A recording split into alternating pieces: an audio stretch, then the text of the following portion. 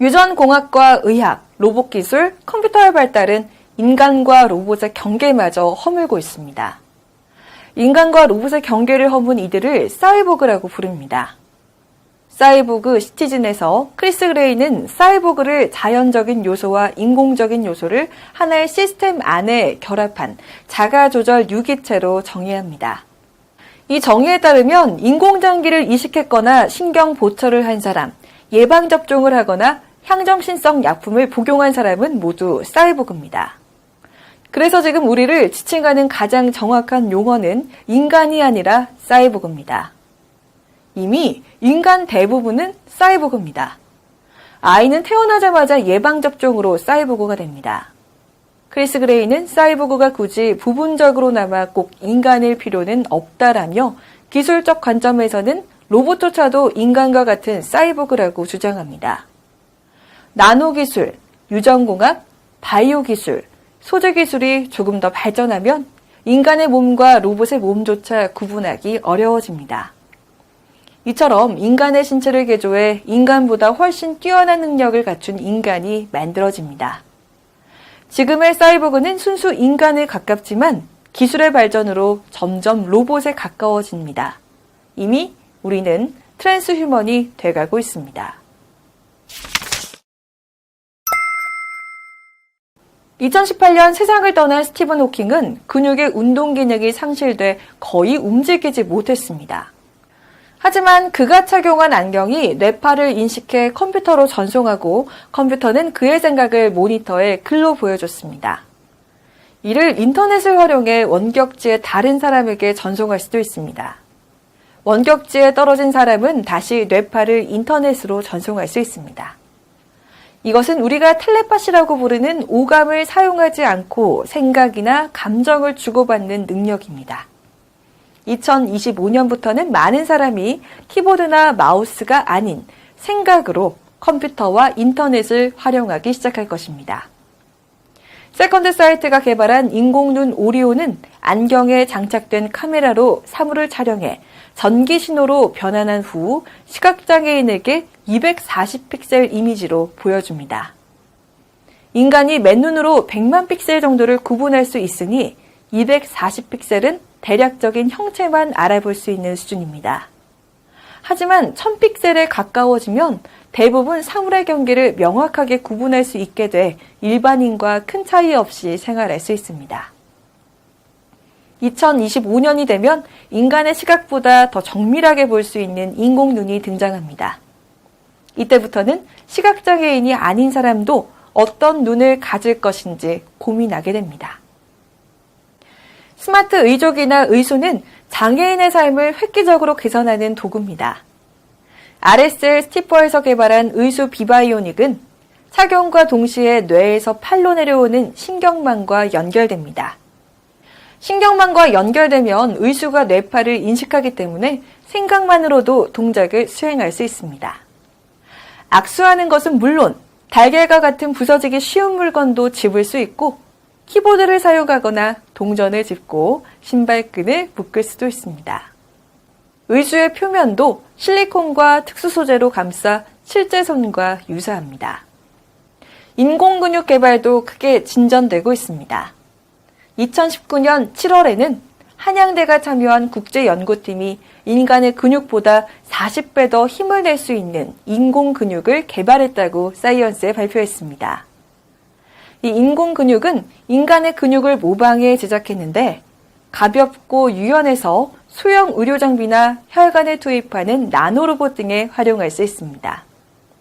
인공근육을 의류의 형태로 제작하면 공장에서 근로자들이 입고 작업에 활용할 수도 있습니다. 미국 사우스캐롤라이나 스파턴버그 BMW 공장에서는 실제로 근로자들이 웨어러블 로봇을 입고 작업하고 있습니다. 또한 인공근육을 스마트 의수와 결합하면 기계장치가 아닌 인간의 손과 거의 유사하게 작동할 수 있습니다. 트랜스휴먼은 자연의 인간과 기술 로봇을 융합합니다. 현재까지는 신체 기능을 상실하거나 저하된 사람들이 로봇과 컴퓨터 기술을 활용해 신체 기능을 복원하는 데 초점이 맞춰져 있었습니다. 하지만 이제부터는 인간의 신체와 뇌 기능을 획기적으로 확장하는 데 초점을 맞추게 될 것입니다. 시력이 수십 배 향상된 인공눈, 소리를 구분해 들을 수 있는 인공귀, 근력이 획기적으로 향상된 인공팔과 같은 것이 그것입니다. 트랜스휴먼의 마지막 과제는 뇌를 신체 밖으로 옮겨 신체의 한계를 완전히 극복하는 일입니다. 뇌를 신체 밖으로 옮기는 방법은 무엇일까요? 뇌의 모든 신경망과 기억을 컴퓨터에 하나씩 옮기면 된다고 카네기 멜런대 한스 모라백 교수는 주장했습니다. 이렇게 됐을 때 뇌가 정상적으로 작동할 수 있을까요? 한스 모라백 교수는 그렇다고 확신합니다. 실제로 여러 가지 연구를 통해 그 가능성이 점점 확인되고 있습니다. 이렇게 트랜스휴먼에게는 신체와 수명의 한계조차 문제가 되지 않습니다.